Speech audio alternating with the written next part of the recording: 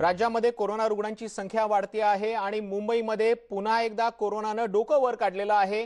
कोरोनाची लस आलेली आहे तरीही कोरोना का वाढतोय असे अनेक प्रश्न तुमच्या माझ्या मनात आहेत आणि याच प्रश्नांची उत्तरं आपण जाणून घेणार आहोत आयसीएमआरचे माजी शास्त्रज्ञ पद्मश्री डॉक्टर रमण गंगाखेडकर यांच्याकडनं। डॉक्टर, न्यूज 18 लोकमतच्या या विशेष कार्यक्रमात आपलं खूप खूप स्वागत। मला सुरुवातच या प्रश्नांनी करायची आहे। लोकांना वाटलं होतं की कोरोनाची लस आल्यानंतर कोरोनाचा धोका कमी होईल, मात्र तसं होताना दिसत नाहीये। नेमकं कारण काय? आपण एक लक्षात ठेवायला पाहिजे, कोरोना विरुद्धची जी लस आहे ती ह्या आजाराचं तीव्र स्वरूप म्हणजे सिव्हिअर कोविड डिसीज होणं आणि तो झाल्यामुळे मृत्युमुखी पडण्याची शक्यता कमी करण्यासाठीची लस आहे। म्हणजे जेव्हा आपण म्हणतो की समजा 90% लोकांना सिव्हिअर कोविड डिसीज होणार नाही, तर म्हणजे याचा अर्थ हा नसतो की त्यांना इन्फेक्शन होणार नाही।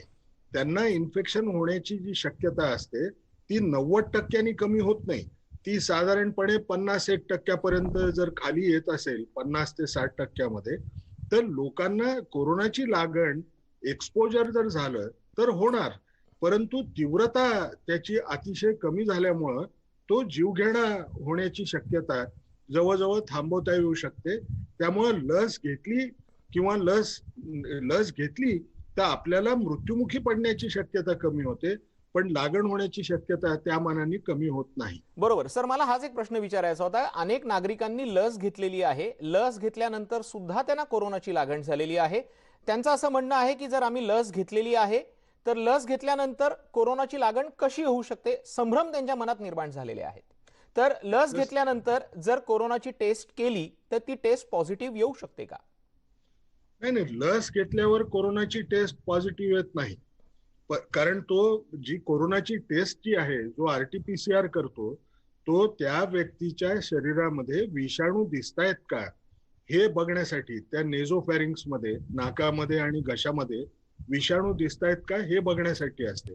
आपण जी व्हॅक्सिन देतो त्या व्हॅक्सिनमुळे विषाणू तिथं दिसणार नाहीच आहे, परंतु जेव्हा मला हा विषाणू दिसतो तेव्हा मी हे लक्षात ठेवलं पाहिजे की मी लस जरी घेतली असेल तरी मला लागण होण्याची शक्यता ही तशीच असू शकते जर मी एक्सपोज झालो तर। म्हणून लस घेतल्यानंतर सुद्धा कोविड अप्रोप्रिएट बिहेवियर, मास्कचं पालन करणं हे अतिशय जरुरीचं होऊ शकतं, कारण लसीने मृत्युमुखी पडण्याची शक्यता कमी होते म्हणजे जवळजवळ नाहीच्या जवळ जाते, परंतु लागण होण्याची शक्यता जवळजवळ नाही पर्यंत जाऊ नाही शकत। बरोबर सर, अनेकांना हाच संभ्रम निर्माण झालाय, कारण की कोविशिल्ड असेल किंवा कोवॅक्सिन असेल, दोन प्रकारच्या लसी आहेत। काहींमध्ये लाईव्ह स्ट्रेन सोडलेला आहे, व्हायरसची तीव्रता कमी केलेली आहे, मात्र त्यांचं म्हणणं आहे की जर आम्ही लस घेतलेली आहे तर त्रास नको व्हायला, किंबहुना अनेकांना सायकोलॉजिकल मुळे सुद्धा त्रास होतोय का, कारण की त्यांच्या डोक्यात त्या शंका कुशंकांनी घर केलेलं आहे। नाही, काहीही घाबरण्याची जरुरी नाही। आपण लस जर घेतली तर त्याचे साधे दुष्परिणाम आपल्याला दिसू शकतात। जे आपण इंजेक्शन घेतलं त्या जागेवर सूज येणं, ताप येणं किंवा डोकं दुखणं, इतकेच लक्षण आपल्याला सर्वसाधारणपणे दिसून येतात, जे आपण साधं पॅरासिटामॉल घेतलं तरी ते कमी होऊ शकतात। आता जर ही मनामध्ये शंका असेल की कोवॅक्सिन मध्ये ते विषाणूच वापरताय, तो इनॅक्टिव्हेटेड आहे का नाहीये मला खात्री नाही, तर ही पण चुकीची बाब असते। तो विषाणू जवळजवळ मेल्यासारखा असतो, म्हणजे त्याला ट्रीट करून त्या विषाणूला मारलं जातं आणि तो पूर्णच्या पूर्ण विषाणू शरीरामध्ये कोवॅक्सिनच्या मार्फत दिला जातो।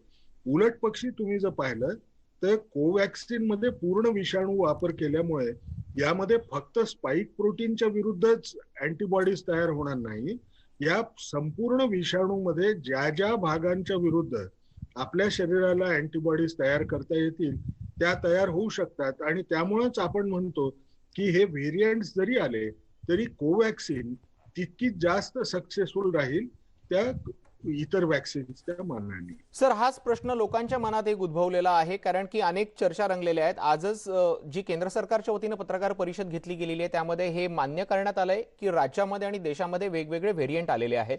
राज्यातल्या टास्क फोर्स मधल्या डॉक्टरांनी दावा केलाय की जवळपास 800 पेक्षा जास्त वेळा या व्हायरसचं म्युटेशन झालंय. त्यांचा तो दावा आहे, खरं खोटं माहीत नाही. मात्र याच्यातली नेमकी वस्तुस्थिती काय, या कोविड व्हायरसचं, कोविड-19चं किती म्युटेशन झालंय, नेमका काही अभ्यास केंद्र सरकारनं केलाय का? नाही नाही, याला केंद्र सरकार काय, जगामध्ये सर्वत्र याचा अभ्यास चालू आहे, केंद्र सरकारही करत आहे. आपण थोडंसं समजून घेण्याचा प्रयत्न केला पाहिजे की हा विषाणू आपल्यापासून अनेक विषाणू जेव्हा बनवतो त्यावेळेला जे प्रजनन करतो त्यावेळेला ती जी एन्झाईम्स वापरतो ही एन्झाईम्स अगदी परफेक्ट झिरॉक्स कॉपी केल्यासारखी त्या विषाणूच्या गुणसूत्रांची कॉपी करू शकत नाही. आणि त्यामुळे परिणाम काय होतो, एखाद दुसरं म्युटेशन तो दर वेळेला जेव्हा तो विषाणू तयार करेल त्यावेळेला होण्याची शक्यता असते. हे का सांगतोय, कारण तुम्ही किती म्युटेशन्स झालेले आहेत हे मोजलं तर ते हजारोच्या संख्येने म्युटेशन्स झालेले आहेत. परंतु प्रत्येक म्युटेशन यामुळे काही परिणाम होईल का, हा परिणाम प्रत्येक म्युटेशनमुळे होत नसतो. काही विशिष्ट म्युटेशन्स, जसं स्पाइक प्रोटीन मध्ये म्युटेशन्स झाले काही विशिष्ट जागी, किंवा काही इतर जी सूत्र आहेत त्याच्यामध्ये आपल्याला दिसली तर त्याचा परिणाम होण्याची शक्यता असू शकते. आपण त्यांना व्हेरियंट्स ऑफ कन्सर्न असं म्हणतो. पहिल्यांदा व्हेरियंट ऑफ इंटरेस्ट, मग व्हेरियंट ऑफ कन्सर्न. जर आपल्याला लॅबोरेटरीमध्ये असं दिसलं की ह्या प्रकारचं जर म्युटेशन झालं तर त्याच्यावरती जर मी वॅक्सिन दिलेल्या व्यक्तीची लस, प्लाझ्मा जो असतो रक्ताचा कॉम्पोनंट, तो त्याच्यावरती टाकला, किंवा एखाद्या व्यक्तीला कन्व्हलजंट प्लाझ्मा म्हणजे ज्याला झालेला होता अशा व्यक्तीचा प्लाझ्मा जर मी टाकला तर त्यामुळं जर या विषाणूची ग्रोथ कमी करण्यामध्ये, म्हणजे त्याच्यासारखे कॉलनी तयार करण्याची जी त्याची क्षमता असते ती कमी करण्यामध्ये जर ती सक्षम राहिली नाही तर आपण असं समजतो की हा एस्केप म्युटंट तयार झाला. त्याला आपण जास्त महत्व देतो. त्यामुळे त्या संख्येवर जाऊ नका की हजारो म्युटेशन्स आहेत का किंवा 800 म्युटेशन्स आहेत का. त्याच्यामध्ये व्हेरियंट्स ऑफ कन्सर्न हे किती आहेत, त्या व्हेरियंट्सची संख्या कमी आहे. जसं सेंट्रल गव्हर्नमेंटनी सांगितलं की याच्यामध्ये E484Q जो दिसतोय, किंवा तो जो अमेरिकन L452-472R जे म्युटेशन दिसतंय, हे महत्वाची समजली जातात. ती आपल्याकडे दिसल्यामुळं थोडं काळजी बाळगणं जरुरीच आहे. पण त्यामुळं अजूनही व्हॅक्सिन काम करणार नाही, किंवा त्याचा डायग्नोसिस करण्यासाठी RT-PCR ची पद्धत बदलायसाठी सुद्धा जरुरी पडेल असाही कुठला एव्हिडन्स नाही, किंवा याच्या विरुद्ध. अगदी खरं, म्हणजे आता याच्यामध्ये कोणतंही कॉन्क्रीट स्टडी आहे ते समोर येत नाही. आपल्याकडे जे प्रोटोकॉल फॉलो केलेले आहेत त्यानुसारच आपण त्याच्यात प्रयत्न करतोय. सर, तुमच्याकडनं अजून प्रश्नांची उत्तरं जाणून घ्यायची आहेत. अनेक प्रश्न लोकांच्या मनात आहेत, त्यांची उत्तरं आपण जाणून घेणार आहोत. मग तुर्तास वेळ झालेली आहे एका छोट्याशा ब्रेकची. कुठेही जाऊ नका, पाहत रहा न्यूज 18 कोकण.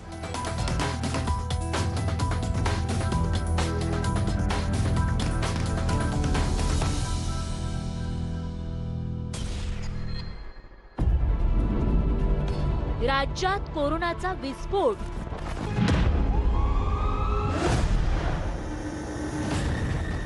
राज्य पुन्हा लॉकडाऊनच्या उंबरठ्यावर. काही भागात लॉकडाऊन, तरीही रुग्णवाढ.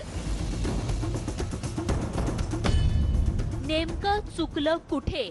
पहा खास कार्यक्रम रात्री 9:30 वाजता फक्त न्यूज 18 लोक.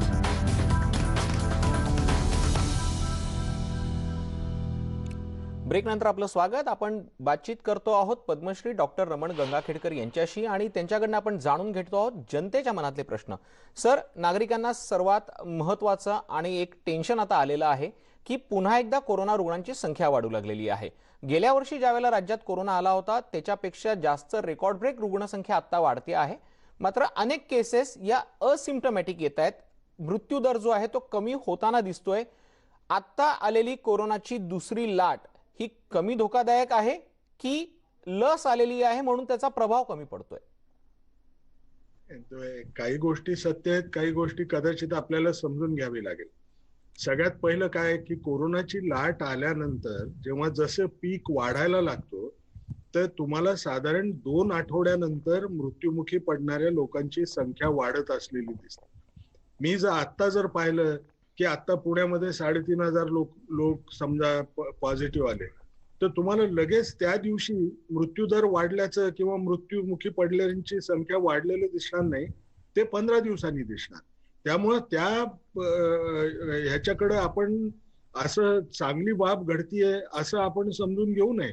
आपण काय समजायला पाहिजे की शेवटी मृत्युमुखी पडण्याची शक्यता जर 100मध्ये 1 असेल तर जितक्या जास्त केसेस होतील तितक्या तुम्हाला त्याच 1% केसेसमध्ये तुम्हाला मृत्युमुखी पडण्याची शक्यता वाढत असलेली तुम्हाला दिसणार.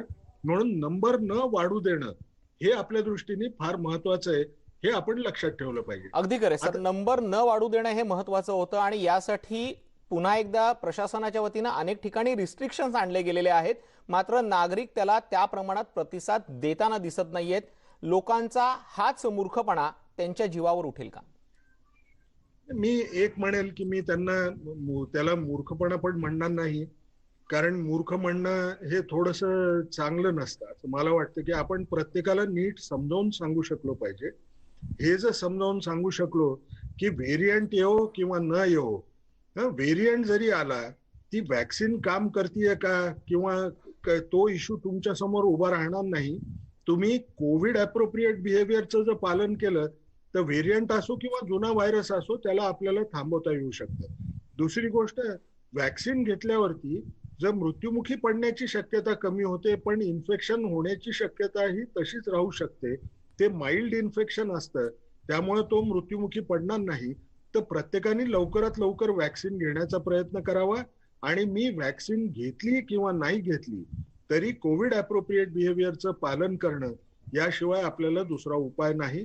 अगदी खरं सर, ज्या पद्धतीनं राज्यामध्ये देशामध्ये कोविड अप्रोप्रिएट बिहेवियरचं पालन केलं जात नाही, त्याच पद्धतीनं लसीकरणाच्या अप्रोप्रिएट बिहेवियरचं पालन केलं जात नाही अशा तक्रारी आहेत. जो प्रोटोकॉल सरकारनं ठरवून दिला होता 2 डिग्री ते 8 डिग्रीमध्ये लसीचं स्टोरेज करणं अपेक्षित आहे, त्यानंतर ती लस देताना ती फोर्सेपनीच उचलायला पाहिजे, ती हाताने उचलणं अपेक्षित नाहीये.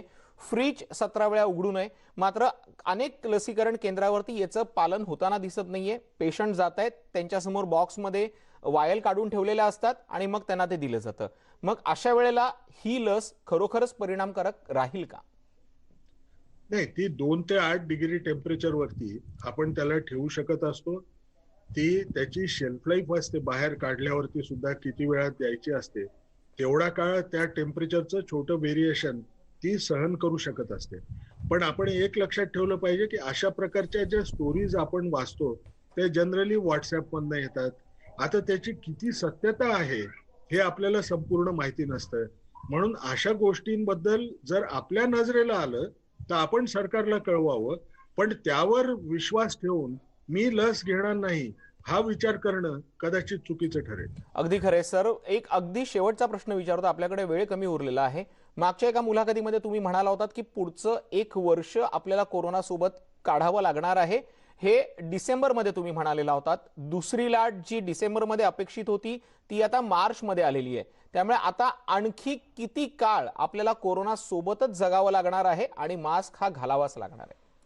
एक गोष्ट बघा, मला एक साधं समजतं, जोपर्यंत जगामध्ये आपण असं म्हणत नाही की या कोरोनाचं निर्मूलन झालं आहे तोपर्यंत आपण या गोष्टीवर विश्वास ठेवू नये की आपल्या आजूबाजूलाच फक्त कोरोना झालेला नाही, कोणाला हे मला दिसलं नाही तर हा कोरोना गेला, आपण त्याच्यामध्ये यशस्वी ठरलो असा विचार करणं चुकीचं राहू शकतं.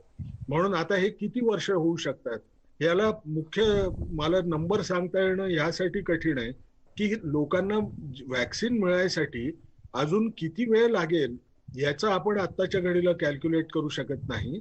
त्यामुळे आपल्याला हे सांगता येणं कठीण आहे. सगळ्यात महत्वाची गोष्ट आपण काही तांत्रिक कारणांमुळे आपला इतर श्वसन संस्थेचे आजारही कमी होतात. म्हणून आपण याला पालन करणं दीर्घकालासाठी हे तितकंच चांगलं राहणार आहे. तर आपण हा मनामध्ये विचार ठेवला पाहिजे की याचं पालन केल्याने नुकसान नाहीये, फायदाच आहे. मला दुसरे श्वसन संस्थेचे आजार होणार नाही, मला हागवणीसारखे आजार होणार नाही, मी वारंवार हात धुतले तर मग ह्या चांगल्या बाबी असताना आपण हा विचार करू नये की मी केव्हा हे पाळणं टाळू शकतो.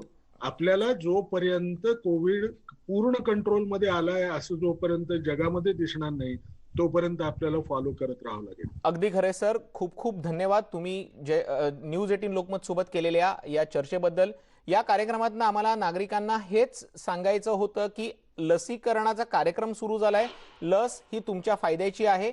सरकारनं नेमून दिलेल्या प्रोटोकॉलचं पालन करा आणि असं जर केलं, कोविड ॲप्रोप्रिएट बिहेवियरचं जर पालन केलं गेलं तर खऱ्या अर्थानं आपण कोरोनाला टाळू शकतो. आणि म्हणूनच न्यूज 18 लोकमत पुन्हा पुन्हा तुम्हाला आवाहन करतंय, मास्क वापरा, सुरक्षित राहा, घरीच राहा.